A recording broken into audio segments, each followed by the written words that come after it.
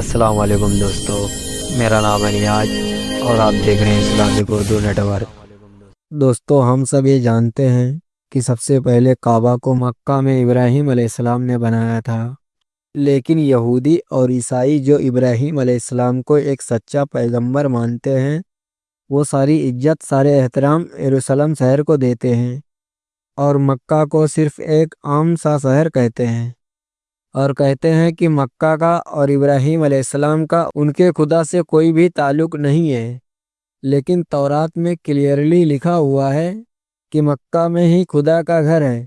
آج سے 80 سال پہلے ہٹلر نے جب نیدرلینڈ کو فتح کیا تو وہاں جتنے بھی یہودی تھے ان کو ایک لائن میں کھڑا کیا اور آہستہ آہستہ ان سب کو ایک کمرے میں لے جایا گیا، جدھر گیس کے ذریعے ان سب کو آسانی سے ختم کر دیا جاتا۔ ادھر کھڑے سارے یہودی اپنی موت کا انتظار کر رہے تھے اور ان سب کے زبان پر تورات کا ایک ہی کلمہ تھا۔ یہودی اور عیسائی دونوں تناک جو کتاب ہے اس پر یقین رکھتے ہیں، یا اسے ہبرو بائبل بھی کہا جاتا ہے۔ یہ بک آف سام میں لکھی ہوئی ہے، حالانکہ یہودیوں کے لیے سب سے امپورٹنٹ کتاب ہے، اور اس تناک کے 3 ضروری حصے ہیں۔ تورات جو موسیٰ علیہ السلام پر نازل ہوئی، نیویم جو یہودیوں کے باقی پیغمبروں پر نازل ہوئی، اور کیتویم اس کا ایک حصہ بک آف سام میں ہے جو داؤد علیہ السلام پر نازل ہوئی، جسے ہم مسلمان زبور کے نام سے جانتے ہیں۔ سام 84 میں لکھا ہے، جس کا ترجمہ ہم آپ کو بتاتے ہیں۔ کتنے خوش نصیب ہیں وہ لوگ جو آپ کے گھر میں رہتے ہیں اور آپ کی عبادت کرتے ہیں، اور ان کا دل صرف حج کی طرف ہوتا ہے جب وہ بکہ کی خشک وادی کے پاس سے گزرتے ہیں۔ دوستو، یاد رہے ہم نے بکہ کہا ہے، ہم نے مکہ نہیں کہا۔ جب وہ بکہ کی خشک وادی کے پاس سے گزرتے ہیں تو وہ اس وادی کو پانی کے چشموں میں بدل دیتے ہیں اور وہ ایک پہاڑ سے دوسرے پہاڑ جاتے ہیں۔ یہودیوں کی اس کتاب میں کلیئرلی لکھا ہے کہ خدا کا ایک گھر ہے بکہ کی خشک وادی میں، اور اس کے پاس چشمہ بھی ہے، اور وہاں لوگ پہاڑ سے پہاڑ کی طرف جاتے ہیں، اور ایک کلیئرلی کعبہ کی ہی بات ہو رہی ہے جو کہ بکہ میں ہے، جس کے پاس زمزم کا کنواں ہے، اور لوگ صفا کے پہاڑ سے مروہ کی طرف جاتے ہیں۔ لیکن یہ تو لکھا ہے کہ اللہ کا ایک گھر بکہ میں ہے، اس کا مکہ سے کیا تعلق ہے؟ تو دوستو، تعلق ہے جیسے قرآن کریم میں سورہ آل عمران میں اللہ تبارک و تعالیٰ فرماتا ہے، کہہ دیجئے کہ اللہ نے جو کہا ہے سچ کہا ہے، اور پیروی کرو ابراہیم کی جو بالکل سچے تھے اور مشرک نہیں ہیں۔ یقیناً پہلا گھر جو لوگوں کے لیے بنایا گیا اللہ کی عبادت کے لیے وہی ہے جو مکہ میں ہے، برکت والا، ہدایت کا مرکز ہے سارے جہاں کے لیے۔ اے کتاب والو، تم کیوں اللہ کی آیتوں کا انکار کرتے ہو؟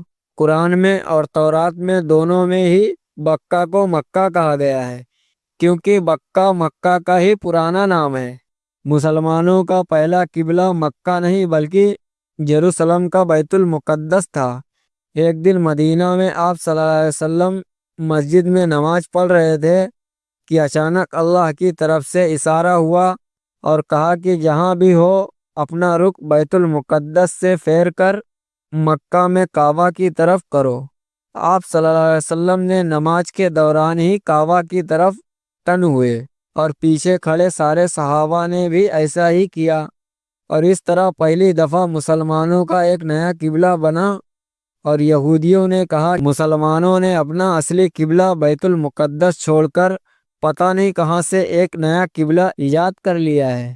یہودیوں اور ہسٹورین دونوں اس بات کو مانتے ہیں کہ یروشلم میں یہودیوں کا پہلا ٹیمپل سلیمان علیہ السلام نے آج سے 3000 سال پہلے بنایا تھا، جبکہ مکہ میں کعبہ کو ابراہیم علیہ السلام نے بنایا تھا، جو سلیمان علیہ السلام سے ہزاروں سال پہلے گزر چکے تھے۔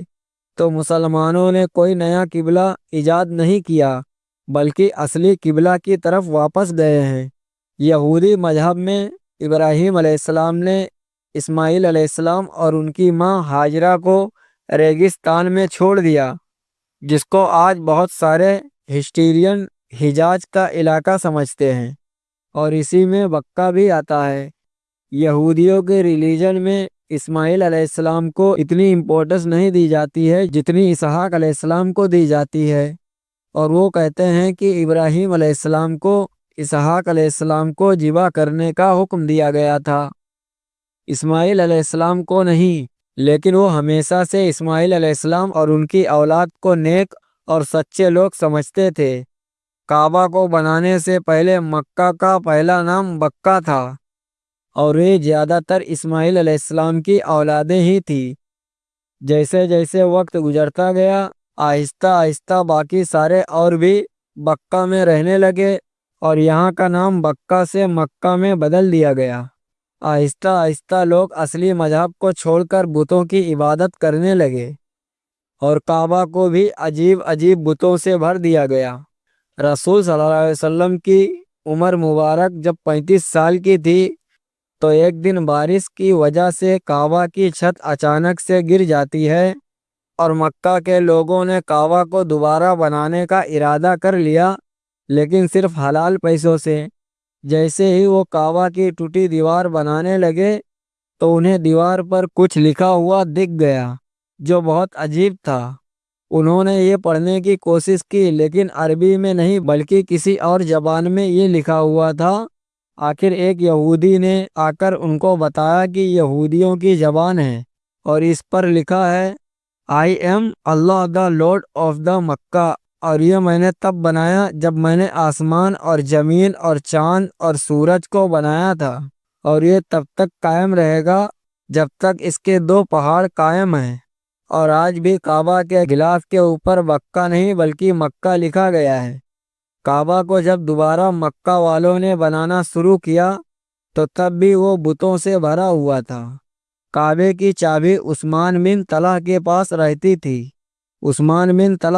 رہتی تھی۔ پیغمبر بننے کے بعد رسول صلی اللہ علیہ وسلم نے جب ان سے چابی مانگی تو ہنسنے لگے اور کہنے لگے کہ چابی اور محمد کے پاس، اور مذاق بنانے لگے۔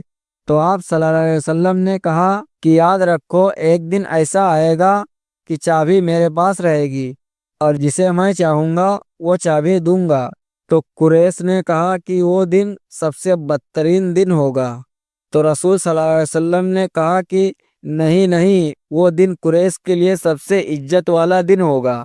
اس کے کچھ ہی دن بعد آپ صلی اللہ علیہ وسلم نے مکہ کو فتح کر لیا اور کعبہ کی چابی عثمان بن طلحہ کو واپس کر دی۔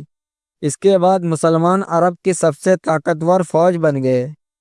پیارے دوستو، ہم امید کرتے ہیں کہ آپ لوگوں کو یہ پتہ چل گیا ہوگا کہ یہودی مکہ کیوں نہیں جاتے، اور مکہ کو وہ اتنی امپورٹنٹ، اتنی اہمیت کیوں نہیں دیتے، کیونکہ شروعات سے ہی اللہ کی آیتوں کا انکار کرتے آئے ہیں، اللہ کے پیغمبروں کو جھوٹا مانتے آئے ہیں۔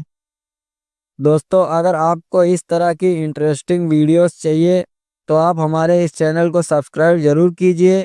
اس ویڈیو کو 1000 لائک کمپلیٹ ضرور کیجئے گا۔ ہم ملتے ہیں آپ کو اگلی ویڈیو میں، تب تک کے لیے اللہ حافظ۔